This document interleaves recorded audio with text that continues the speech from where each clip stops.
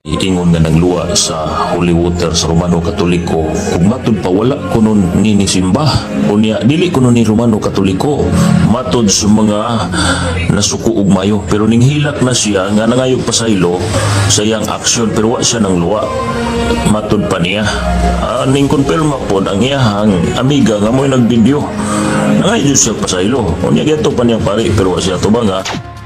Gi-interview ni Brother Wendell Talibog nga usa ka babae nga nag-trending nga diin siya misulod sa simbahan sa Romanong Katoliko nga tiningbayhana iyang giluan ang gitawag sa Romanong Katoliko o gituan o giila sa Romanong Katoliko nga holy water.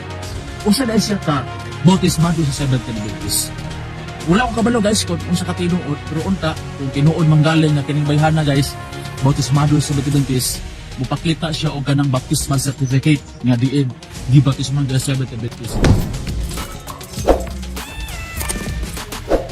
So, mga SD evangelist yun. Kapwa silang nagiging kaharap ko sa public debate. No? Si Glenn Alado ng Seventh Adventist at si Julito Daig. Una, katibayan na Katoliko daw ang nag-viral na content creator na naging most hated ngayon sa social media ay sumamba daw umano sa simbahang Katoliko. Pagkatapos, di daw hinarap ng pare. No? Dapat umano harapin yan ng pare. At ayon naman kay Glenn Alado na evangelist ng SDA, dapat daw magpakita ng baptismal certificate. Anong dahilan kung bakit hindi siya hinarap? Nauna nang naglabas ng pahayag si Archbishop Martin Humuan. Sinahanap niya yung mismong parang residing na pari doon. So ayaw siya kausapin kasi nainis ang ginawa niya. Hindi daw pwede makausap si Father. Baka hindi pa ito yung panahon. Sabi ko, ayaw ko talagang makasuhan. Kasi wala naman akong ginawa. I don't like to see her unless she will show that she is really repenting of her sins. So actually she wanted to see me the other day, but I refused in order that she will realize of the gravity of the sacrilege that she did before the Lord our God. Yun ang opisyal na pahayag ni Archbishop Martin Humuan, ang arsobispo ng Archdiocese of Osamis. At tatalakayin natin na unang tinalakay ni kapatid na Gapo ang reaksyon ni Julito Daig, is the evangelist. Bukas tatalakayin din natin ang reaksyon ni Glenn Alado, is the evangelist, kaugnay sa nag-viral na content creator. May connection na tayo at nagtatawagan na kami para ma-guide din siya, mga kapatid. At ipagdasal natin, ipanalangin natin. Yun ang panawagan ni Archbishop Martin Humuan. At ito ang tinalakay, siguro di makaunawa yung iba dahil Cebuano, tinatalakay ni kapatid Agapo, reaction sa video ni SD Evangelist Julito Daig. Lakmay Katoliko, mayong adlaw ka na tong tanan. Kabantay mo aning video, kaniyo. So sabi ni Eugene Gapo, bro Eugene Gapo, magandang araw sa lahat mga lakbay Katoliko. Napansin nyo ba itong video na ito?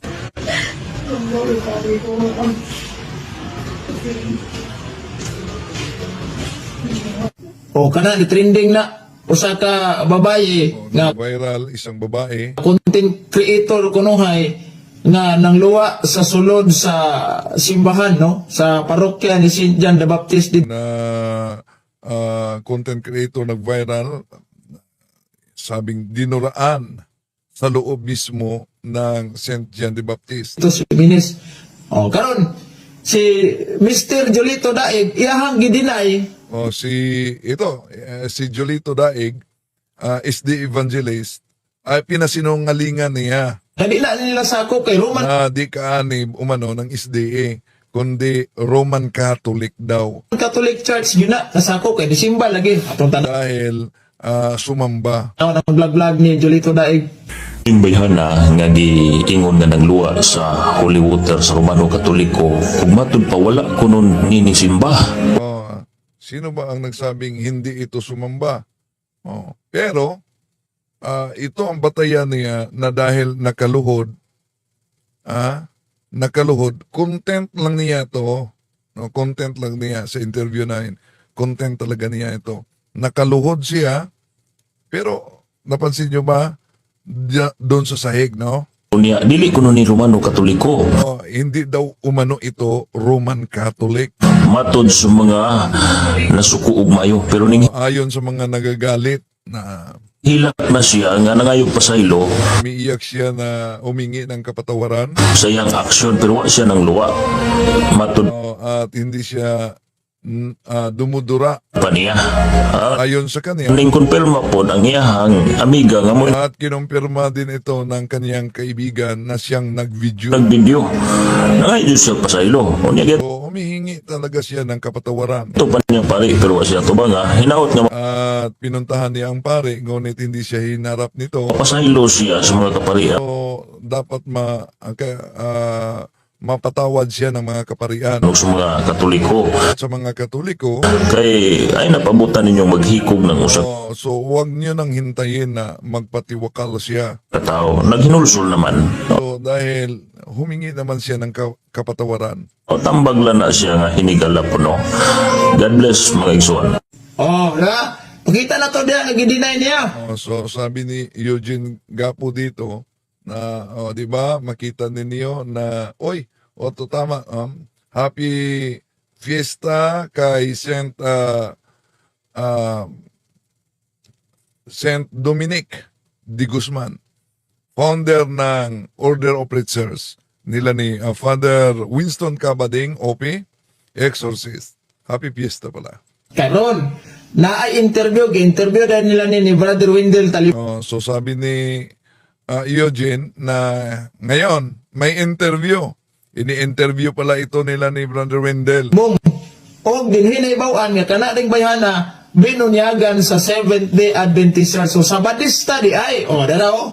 So at nalaman na siya ay binyagang SDA. Sabadista pala. Ito ang bahagi sa interview. Christine, kailan yun nangyari ang pagpasok niyo sa simbahan, yung nag-viral ang video na inaakusang dinuraan mo? Ako Sunday. Last Sunday po. So, ang daming nagba sa'yo, no? At may mga natanggap ka na death totoo? Oo. Daghan ka ayo jud. Text, tinextan ka? Dili through post. Through post and on messenger. Daghan. Anong sabi? Ba't yun ko? Nagkitan ko na yung Mendes. Pag makita kanila dito sa Iminis, papatayin ka daw. So, ipablatter mo yan. Ngayon, may isagawang solemn ritual for the rite for repentance. Ang isasagawa sa katedral. Sa Jimenez. Ano ang gusto mong ipaabot sa mga kaparian at sa obispo? Gusto ko magsabi sa Father o sa lahat ng sa mga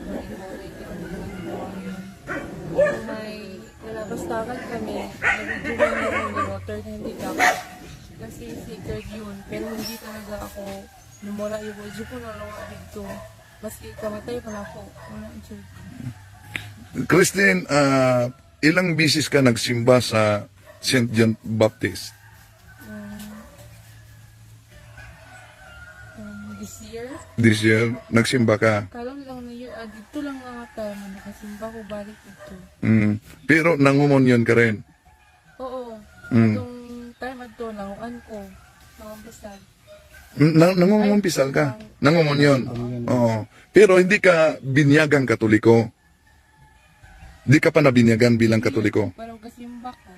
So, huwag ka munang mangumonyon, no? Dahil di ka pa Katoliko. So, Nabinyagan siya ng asan ka na binyagan, Christine? SDA. So, ano ang gusto mong ipaabot, lalo na sa mga nagbabas sa iyo, sa social media at mga nag-treat sa iyong buhay? Wala dyan na ako gihimo. Dayan, kuan ka lang na. May video ko na ako original.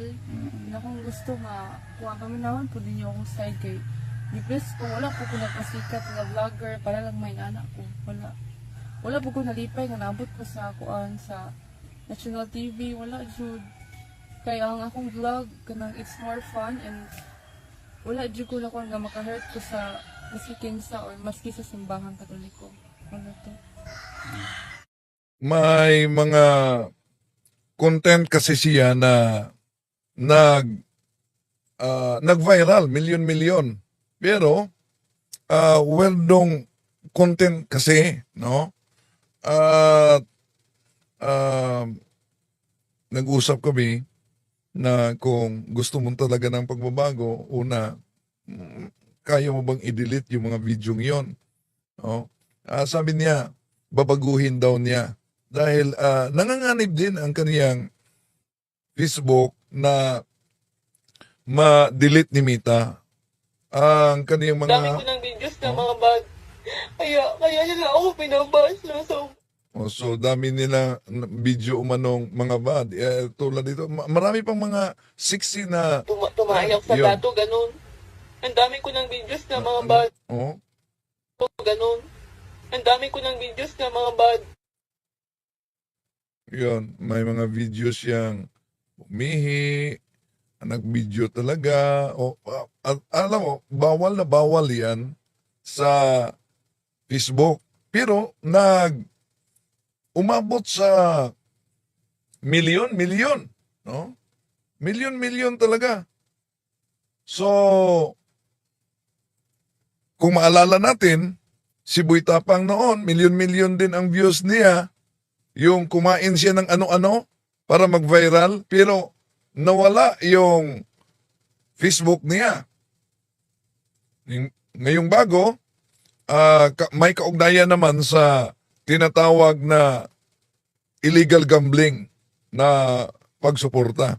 So, pero sa panawagan ni Archbishop Martin Umuan, ipanalangin natin si Christine. I-guide namin si Christine. No? So, kung sasabihin sa Seventh-day Adventist na hindi siya SDA, sige na. I-guide natin. Dahil ang primary law ng simbahan, Salus Animarum Suprema Lex. The salvation of the souls is the supreme law. Sa pagkakataong ito, pasok na tayo sa punto por punto. Anong masasabi ninyo sa reaksyon ng mga SDA evangelist na hindi daw umano taga-ibang sikta, kundi isang Katoliko itong nag-viral na content creator? Hindi, ipanalangin natin. Sali natin sa panalangin. No? Huwag niyong i-cross. May mga nabasa akong nagsumpa. Yung sinabing, muabot ra nimo ang gaba. No? Sumpa yun. No? At bawal yan bilang mga Kristiyano. Ang atin, kung kinikilalan yung kalaban, malinaw naman ang sinabi ng ating Panginoong Hesus, ipanalangin ang inyong kaaway.